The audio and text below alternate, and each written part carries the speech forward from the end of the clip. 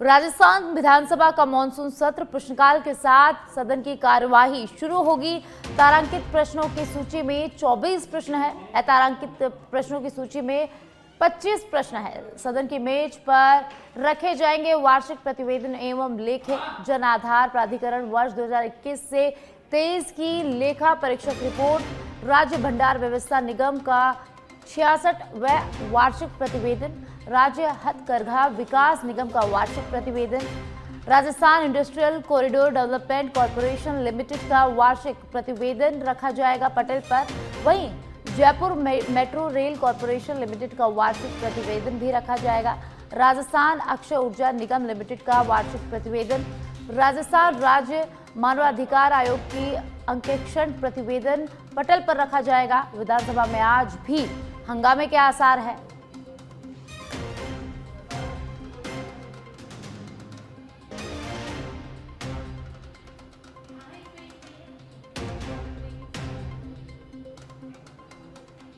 तो Jaipur metro corporation limited का वार्षिक प्रतिवेदन आज सटल पर रखा जाएगा। तो आज की बड़ी खबर विधानसभा में आज की कार्यवाही। उच्च शिक्षा, उद्योग, जन स्वास्थ्य, अभियांत्रिकी, जल संसाधन, जनजाति क्षेत्रीय विकास, राजस्व, नगरीय विकास, ऊर्जा विभाग से संबंधित आज सवाल होंगे। विधेयक को पटल पर चिकित्सा मंत्री गजेंद्र सिंह खीवसर रखेंगे। राजस्थान स्वास्थ्य विज्ञान विश्वविद्यालय संशोधन विधेयक 2025 सदन में चर्चा के बाद पारित होगा। राजस्थान कोचिंग सेंटर नियंत्रण और विनियमन विधेयक 2025 सदन की मेज पर उप मुख्यमंत्री डॉक्टर प्रेमचंद बैरवा रखेंगे। कोचिंग सेंटर विधेयक है प्रवर समिति द्वारा प्रतिवेदित विधेयक को चर्चा के बाद सदन में पारित किया जाएगा। सामाजिक न्याय आधिकारिकता विभाग की अधिसूचना सदन की मेज पर मंत्री अविनाश गहलोत रखेंगे। दिव्यांगजनों के लिए सम्मान अवसर नीति 2025 नीति को राजस्थान राजपत्र में प्रकाशन को मेज पर रखेंगे। उप मुख्यमंत्री दिया कुमारी पटल पर अधिसूचना रखेंगी। वित्त विभाग की 4 अधिसूचनाएं, राजस्थान जन आधार प्राधिकरण की कार्यकारिणी समिति के गठन की अधिसूचना, कार्य सलाहकार समिति के प्रतिवेदन रखे जाएंगे पटल पर। सरकारी मुख्य सचेतक जोगेश्वर गर्ग इसको पटल पर रखेंगे। और ज्यादा जानकारी के लिए पॉलिटिकल एडिटर लाल सिंह फौजदार मेरे साथ जुड़ गए हैं। जानकारी उनसे लेते हैं। लाल सिंह जी, आज विधानसभा का सत्र होने वाला है। आज ऐसे माना जाए तो दूसरा दिन है, तो क्या कुछ आज खास इस रहने वाला है इस कार्यवाही में? देखिए साक्षी, बिल्कुल आज सदन की कार्रवाई का हम दूसरा दिन कह सकते हैं। मानसून सत्र की कार्रवाई का ये दूसरा दिन है। पहले दिन जिस तरह हंगामा रहा, आज सभी की निगाह इस पर भी टिकी हुई है कि किस तरह सदन में जो एक पूरी कार्य योजना तैयार हुई है बीएससी की मीटिंग में कि आज के दिन क्या क्या होना है, वो कितना सुचारू रूप से चल पाएगा, वो देखने वाली बात होगी। लेकिन आज अगर हम विधानसभा की बात करें तो विधानसभा की कार्रवाई प्रश्नकाल के साथ साक्षी 11 बजे शुरू होगी। और आज तारांकित प्रश्नों की सूची में 24 प्रश्न है, अतारांकित प्रश्नों की सूची में 25 प्रश्न है।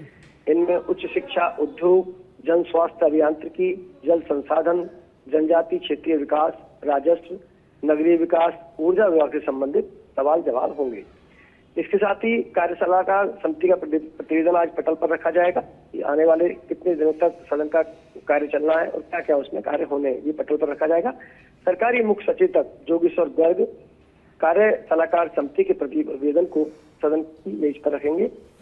इसके साथ ही विशेष अधिकार समिति के प्रतिवेदन को लेकर भी आज नियत समय में वृद्धि का मामला है। ये मामला विशेष अधिकार समिति के सभापति केशाराम चौधरी रखेंगे। और ये मामला जुड़ा है साक्षी 24 फरवरी को डॉक्टर सुभाष गर्ग के मामले में चल रही समिति के मंथन को लेकर। भरतपुर में लोहागढ़ फोर्ट के निवासियों को स्थानीय प्रशासन द्वारा नोटिस एवं धमकी का मामला उन्होंने उठाया था। इसके बाद उनको विशेष अधिकार हनन का नोटिस दिया गया था। इस प्रतिवेदन रखे जाने में समय की मांग बढ़ाने की मांग की गई है, यानी कि जो आगामी सत्र होगा उसके प्रथम सत्र तक समय की मांग बढ़ाने की इसमें मांग की गई है। अब देखना होगा आगे इसमें क्या कार्रवाई होती है जी। इसके साथ ही आज को साक्षी सदन की मेज पर अधिसूचना रखी जाएंगी। उप मुख्यमंत्री दिया कुमारी अधिसूचना पटल पर रखेंगी। वित्त विभाग की 4 अधिसूचना रखी जाएंगी। राजस्थान जन आधार प्राधिकरण की कार्यकारिणी समिति की गठन की अधिसूचना भी रखी जाएगी। जी लाल सिंह जी, जिस तरीके से पहले दिन हंगामेदारी कार्रवाई रही, उसके बाद कल कांग्रेस विधायक दल की बैठक रही जिसमें ये बताया गया कि किस तरह से मुद्दे रखे जाएंगे, क्या मुद्दे रखे जाएंगे विधानसभा को लेकर उन्होंने चर्चा की। तो क्या लग रहा है आज का दिन कैसा रहने वाला है विधानसभा का? देखिए साक्षी, बिल्कुल इसमें जैसे हमने पहले दिन की जो तस्वीर देखी थी, 4 विधेयकों को सदन की पटल पर रखा जा रहा था, उस वक्त भी हंगामा लगातार जारी रहा।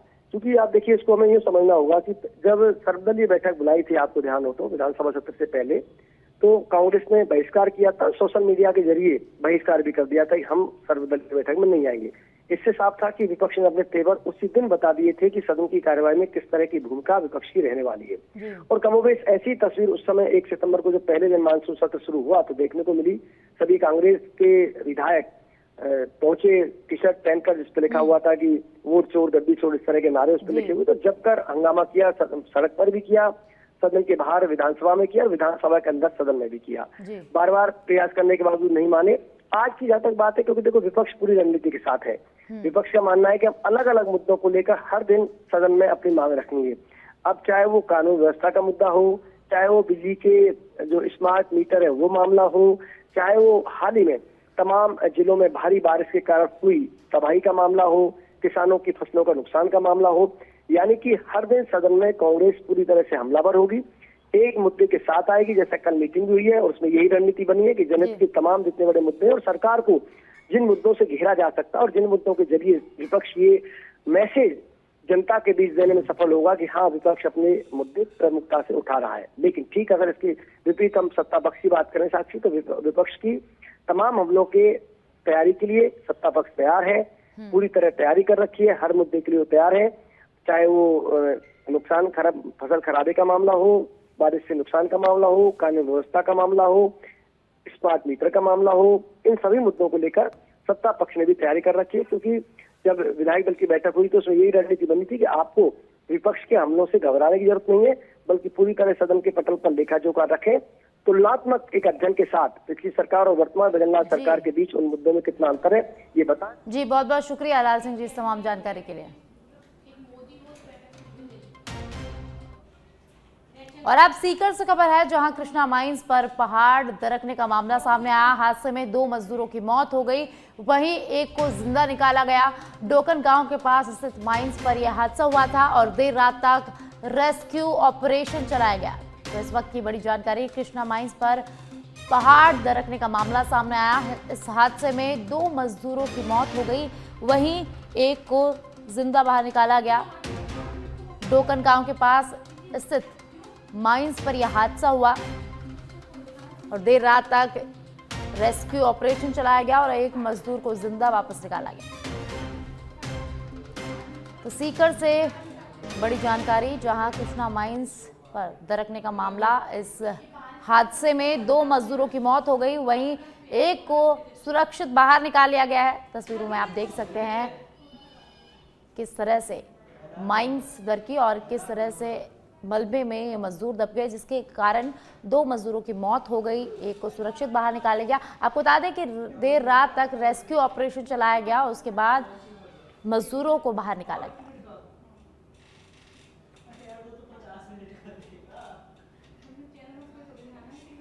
और ज्यादा जानकारी के लिए मेरे सहयोगी एनआर मनोहर मेरे साथ जुड़ गए हैं, जानकारी उनसे लेते हैं।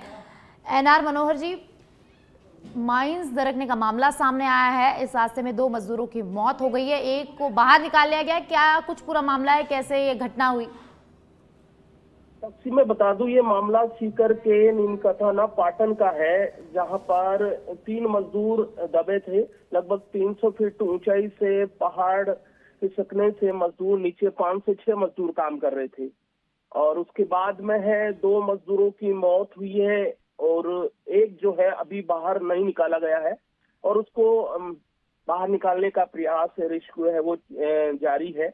और आपको ये बता दूं कि यहाँ पर लंबे समय से यहाँ पर खदान का काम होता था और बरसात में कुछ खदान यहाँ पर पहले भी पहाड़ खिसकने का या इस तरह से पत्थर गिरने का मामला आया था, लेकिन थोड़ी लापरवाही रही प्रबंधन की। और इस बात को ग्रामीण बताते हैं कि अगर समुचित और सेफ्टी व्यवस्था सही ढंग से अपनाई जाती तो यह हादसा टाला जा सकता था और सुरक्षा में कहीं चूक हुई है।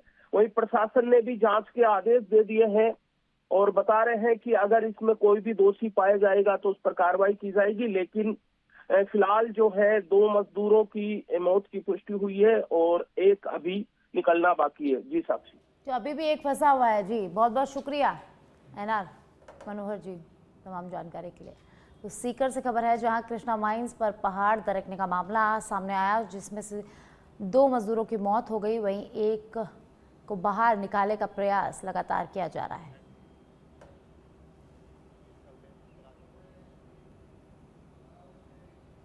बस्ती में तेज बारिश ने जमकर तबाही मचाई है। नालों में उफान आने से निचली कॉलोनियों में बाढ़ जैसे हालात यहां बन गए हैं। वहीं मुख्य सड़कों पर बने बेसमेंट में पानी भर गया है। बेसमेंट पानी से लबालब यहां हो गए हैं। इस दौरान आकाशीय बिजली गिरने से 2 मकानों को भारी नुकसान भी यहां हुआ है। गनीमत रही कि हादसे में कोई जनहानि नहीं हुई। घटना की जानकारी मिलते ही एसडीएम डॉक्टर गरिमा शर्मा, तहसीलदार रमेश मीणा, गिरदावर पटवारी और पालिका ईओ दुर्गा शंकर मौर्य टीम के साथ मौके पर पहुंचे। पालिका दस्ते ने घटनास्थल के आसपास बैरिकेडिंग लगा दी और प्रभावित परिवारों को सावधानी बरतने के यहाँ निर्देश भी दिए गए।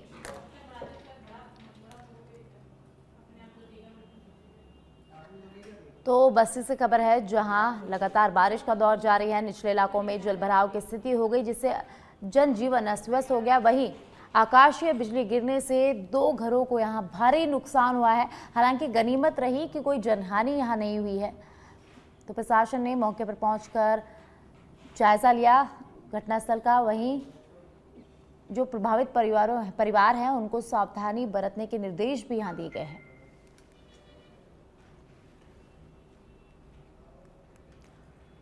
बयाना क्षेत्र में लगातार हो रही तेज बारिश ने जहां लोगों को गर्मी से राहत दी है, वहीं जनजीवन को पूरी तरह से यहां प्रभावित किया गया है। नाले नालियां उफान पर हैं और बंद बरेठा बांध में भारी मात्रा में पानी की आवक हो रही है। स्थिति को नियंत्रित करने के लिए बांध के गेट खोलकर पानी की निकासी की जा रही है। क्षेत्र के निचले इलाकों में जलभराव की स्थिति गंभीर हो गई है, जिससे आवागमन में भारी परेशानी हो रही है। ग्रामीणों क्षेत्रों में खेतों में पानी भरने से फसलें बर्बाद होने की कगार पर है। नगला पिरोतन के किसान मनोज शर्मा ने बताया कि पिछली बारिश का पानी अभी सूखा भी नहीं था कि नई बारिश ने बाजरा, तिल, ज्वार और मक्का की खड़ी फसलों को भारी नुकसान पहुंचाया है।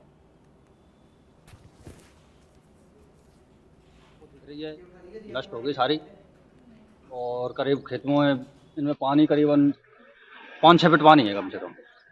गांव में क्या स्थिति है? और गांव में तो फिर इससे भी ज़्यादा भयंकर स्थिति है। गांव के रास्ते वगैरह सब कुछ ब्लॉक हो गया है, निकलने के लिए जगह भी नहीं है। बाद में सबसे ज़्यादा बच्चों को प्रॉब्लम हो रही है। बच्चे स्कूल जा रहे हैं तो उनकी छुट्टी भी हो गई है 5-6 दिन की। जब तक पानी ख़त्म नहीं होगा तब तक बच्चे स्कूल भी नहीं जा पाएंगे। क्या नाम है आपका? मेरा नाम मनोज पारासर है। गाँव। और अब चित्तौड़गढ़ से खबर है जहां सांवलिया सेठ के 3 दिवसीय विशाल जलझूलनी एकादशी मेले में भक्तों का जनसैलाब उमड़ा। मंगलवार को रजत रथ पर नगर भ्रमण कर ठाकुर जी ने भक्तों को दर्शन दिए। एकादशी पर आज सरोवर स्नान कर गुलाल और फूलों की वर्षा के बीच शोभा यात्रा होगी। मंदिर मंडल ने लाखों श्रद्धालुओं के लिए व्यवस्थाओं को सुगम बना रखा है। भक्तों के लिए पार्किंग और निःशुल्क ऑटो रिक्शा सेवा की शुरुआत भी यहाँ की गई है। जिला प्रशासन और मंदिर मंडल ने मिलकर बेहतर इंतजाम यहाँ किए हैं। तो मंदिर मंडल ने लाखों श्रद्धालुओं के लिए व्यवस्थाओं को सुगम बनाया। भक्तों के लिए पार्किंग और निःशुल्क ऑटो रिक्शा सेवा यहाँ शुरू की गई है। तो जिला प्रशासन और मंदिर मंडल ने मिलकर भक्तों के लिए बेहतर इंतजाम यहाँ किए हैं। बयाना कस्बा श्रद्धा और भक्ति के रंग में रंगा नजर आया जब क्षेत्रवासियों ने पूरे हर्षोल्लास के साथ अपने अपने घरों से गणपति बप्पा को विसर्जन के लिए बंद बरेठा बांध की ओर रवाना किया।